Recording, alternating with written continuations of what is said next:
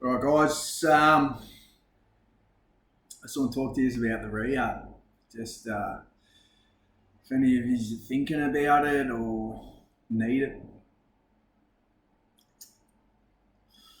sure a lot of you do. Just won't admit it, like me.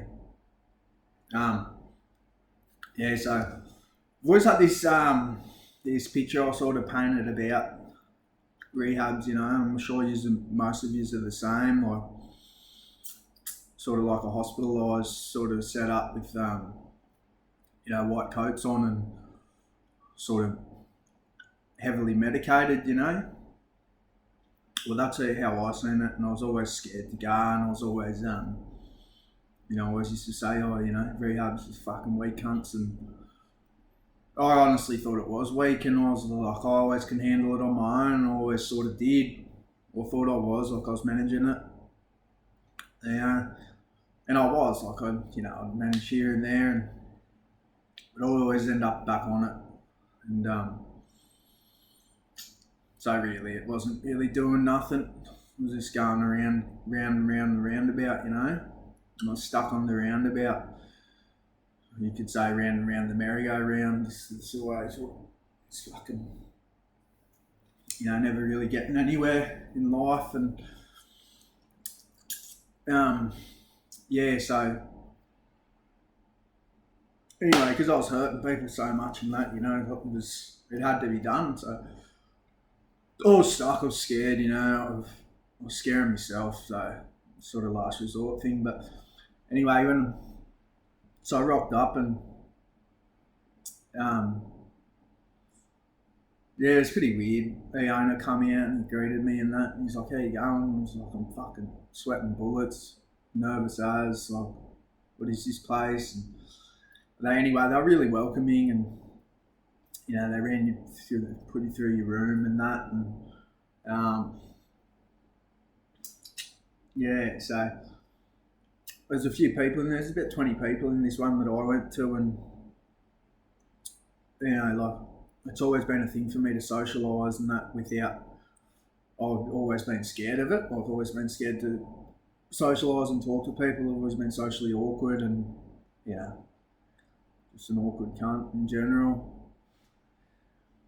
And so the first day they say just sit in your room, sleep if you want to. You don't have to. We had our set meals and that anyway. So I got there and I had a good sleep and sort of woke up the next day, sort of a bit worried. I was like, fuck all these people, and everyone in there was really nice and sort of welcoming, and it was easy. It was easier, like for the first day, I surprised myself. It was easier than what I always painted the picture, and complete.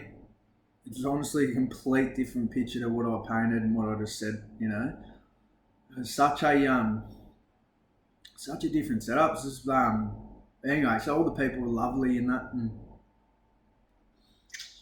the stereotype behind druggos, they're all fucked and untrustworthy and that, which some of them probably are just manipulative and all that, but most of them there were really welcoming and sort of we had something in common. We fucked, cooked it, but anyway, the place was just a really positive environment. How they run them, like it's you had all your food and that set out for you. You had meal times, you had class times. You'd have a group in the morning after breakfast. You'd have PT in the morning before anything, like yoga. Then you'd have your brekkie, and then you'd have group counselling sessions, on CBT or ACEs and just all that sort of stuff, boundaries, challenging your thoughts, shit like that. And you'd have a little bit of free time, and then you might have a massage, and you might have a PT session or a counselling session, then you'd have an art session. You just had a lot of things to do, and it was all positive shit, and it was all learning. There's all. At the end of the day, it's up to you if you want to change, but it's all there for you. It's all the way it's set out, and that's it's been massive for me anyway. But I wanted it. I wanted to change it and sort of always had discipline and respect. You know, you had your junkies in there, just whinging, fuck this, the food's shit, I just want some real food, you know. And I'm like, oh, fucking, it's pretty fucking good food. What sort of real food do you want? You don't look like you eat much. And they'd be like, oh, I just want some real food, you know, some KFC. And they just start laughing, and, you know, you get them people who are just undisciplined and lack of respect, and, you know, why, you know, entitled, you know, thinking they're hard done by, but they just didn't get it, what they were there for, the right, you know, the reason they were there. So, you know, it's not going to help everyone, but if you're willing to learn and, yeah, just sort of find some solutions to your problems you've had in the past, it's all there, you know. But yeah, it's only going to work if you work, you know, and you show discipline and respect and listen, and, you know, you want it. So, but yeah, massive difference to what the picture I painted of it, you know. And it's so crazy. Like, before I went there, I wasn't sleeping, and the headspace I was in was just fucking disgusting, you know. And I'd sit there all tensed up, sweating, and just so focused on just shit. It's negative, just, you know, I had a problem for every solution. I was just, yeah, I was so fucking paranoid. It was up all night working on mysteries without any clues. Was pretty much how I was. But anyway, so I got to rehab, and, you know, for the first 4 days I slept at night, and then for the rest of it I couldn't sleep because my brain was taking in that much new information. I was just loving it. Like, I was just like, wow, so this is why I'm like this, and that's why, you know, and I'm fucking, all these things are just coming to me, and I'm just like, I was just working out so much shit and just learning, you know, and it was amazing. And, you know, I'd have my counselling sessions, and they're like, the counsellor would be like, how you going to sleep? And I was like, I can't fucking sleep. She's like, oh, what, you should, you know, everyone takes that melatonin for sleep. And I said, look, I'm not here to be prescribed anything or anything like that. So I'm just going to write it out. And I just said to her, look, hey, it's completely different, you know. It's not beating me up. I'm loving it. Like, I'm up thinking, working out, and, you know, solving problems in my head. I'm loving it. She goes, well, that's not a bad thing then. So it's so weird how I can just completely turn it around like that for you. And anyway, so yeah, just a breath of fresh air. Rehab was for me, you know. And I've always been a proud sort of person, and never accepted help. Never, you know, never like. Always been a yes man. Never had boundaries, and never accepted help from people. I was always too proud, and yeah, I consider myself, I don't know, sort of half a bit of a goer, you know, and looked at things like this as weak, and like most of you probably do, like, I can think of a few mates now that are exactly the same as me, you know, just the way we've been brought up, you know, and let people put it over you, you know, you don't show weakness, you don't, none of that, you know, you fucking toe to toe when it comes to fighting, you know, all that shit, you never back down. And it's sort of become a thing into our life, and accepting help's been, it's sort of got in the way of that, you know, because you don't, you're too proud, you don't want to swallow your pride and accept help and tell people that you've got a problem, or, you know, tell people that you need help. And it's a hard thing to do. I'm not saying it's easy. Like, it is hard to accept help when you've grown up like that. And yeah, so I always looked at that as, you know, weak, a sign of weakness, and, you know, I never wanted to be that person. Most of you fucking don't. Like, who wants to be a weak cunt, you know? I don't want to be a weak cunt. I'm a bloke. Like, anyway, so I've done me 5 weeks in rehab, and it was just crazy. Like, people would come and my counsellor, she's a good looking bird.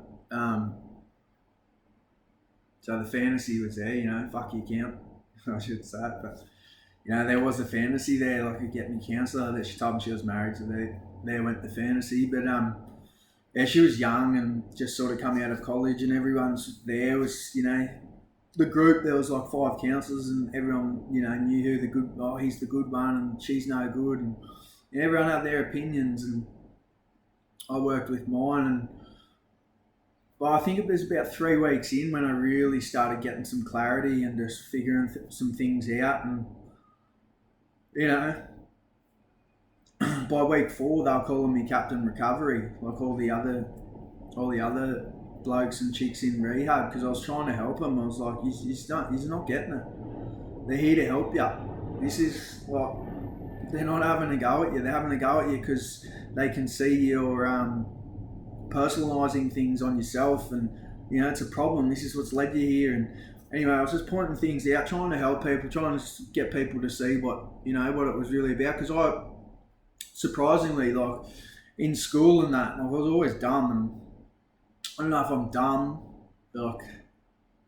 dumb, but it was really hard for me to learn in school, and I just found it really hard to follow the teacher, and I feel like I had to have things explained 2-3 times, but I wasn't interested in school. But this place I was interested, like, because it was all about me, as I was learning shit about myself, and I'm self-obsessed, like most of us are. As I'm learning, so I was so interested in it, and I picked it up real quick. And even my counsellor said that, she's like, you're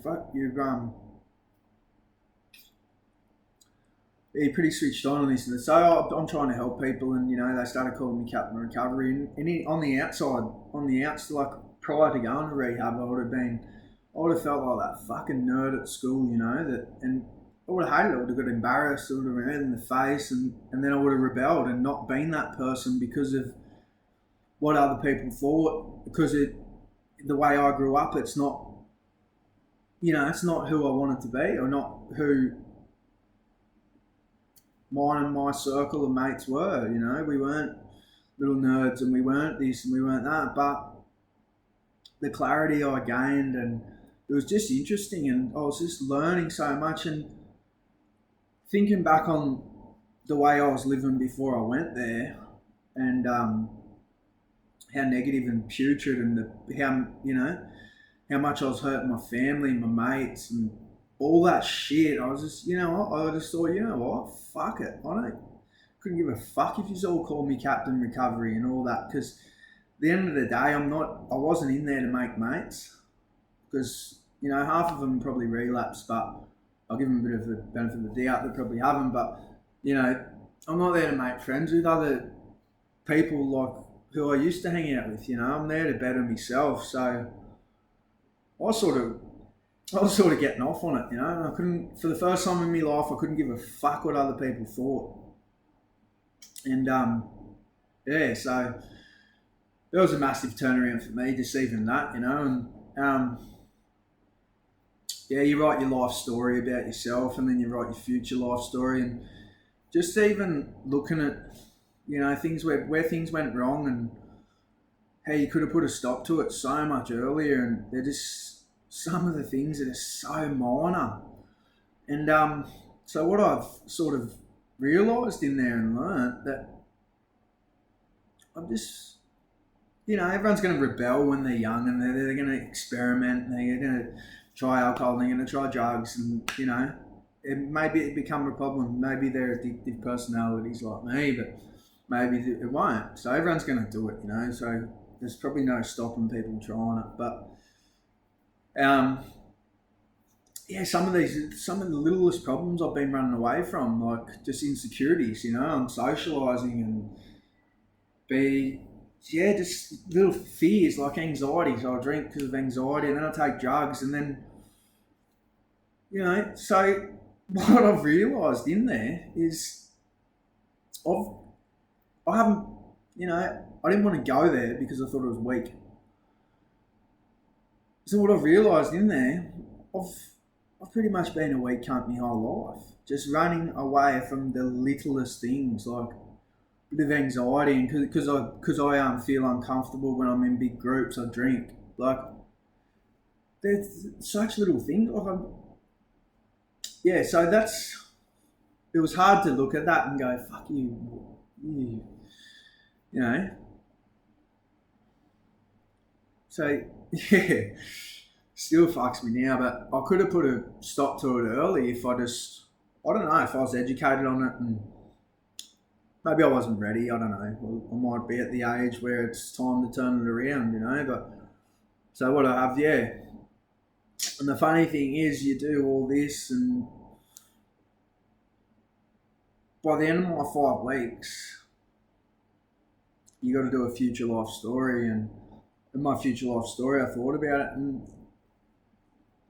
3 weeks into rehab, I was like, I can just have some beers because I won't be able to express myself. I won't be able to really enjoy life without it because I'm pretty quiet and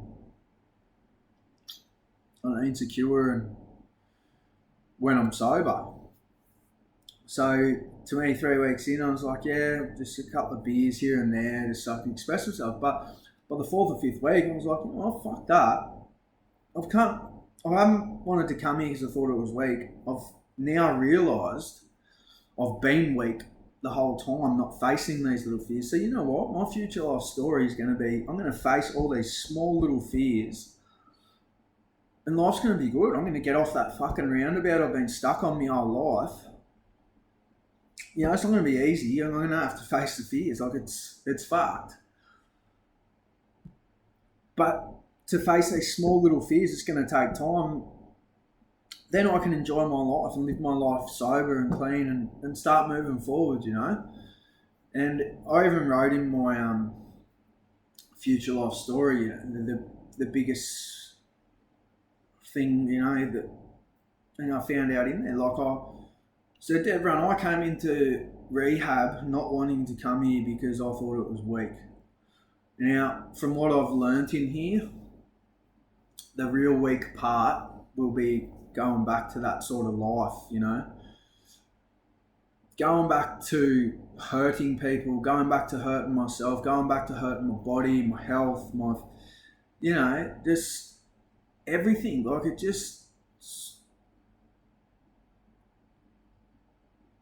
it does no good for your life, like, or anyone in it, everyone can see it, and even your mental health, like, it fucks with your mental health, all that. So if I can face small things like learning how to socialise, anxiety, if I can face that, which at the end of the day, it's all just how you talk to yourself in your head. So it's all, if I can just learn how to change my thought patterns and the way I talk to myself, I can enjoy life. So, yeah, if any of you are proud out there and still getting on it and it's fucking with your families and fucking with your mental health and you're depressed and you're suicidal or anything like that, sorry to say, but you're weak cunts. Like, face some of them problems you've got in your head and, your insecurities, face them and you can enjoy life. Like, yeah. So the real weak part would be going back to drugs and alcohol. Having that on my side, just the way I've grown up, not wanting to be that weak cunt, and the way my dad's brought me up, the way my mates have brought me up, that's all. I'm not like that. Like, I'm not, and I don't never want to be known as a weak cunt. So you just can hold me to it because now I'm saying it. I actually, the weak thing will be going back to it, and I'm not a weak cunt, so I'm not fucking going back to it. I'm gonna face these fears, and I'm gonna fucking move forward with life and enjoy it. And I honestly hope, I'm not real good at this, but honestly hope these videos can help you and just give you, just shine a bit of light and make you sort of reflect on yourself and work some things out in your head or get help if you need it, like, because life's good sober,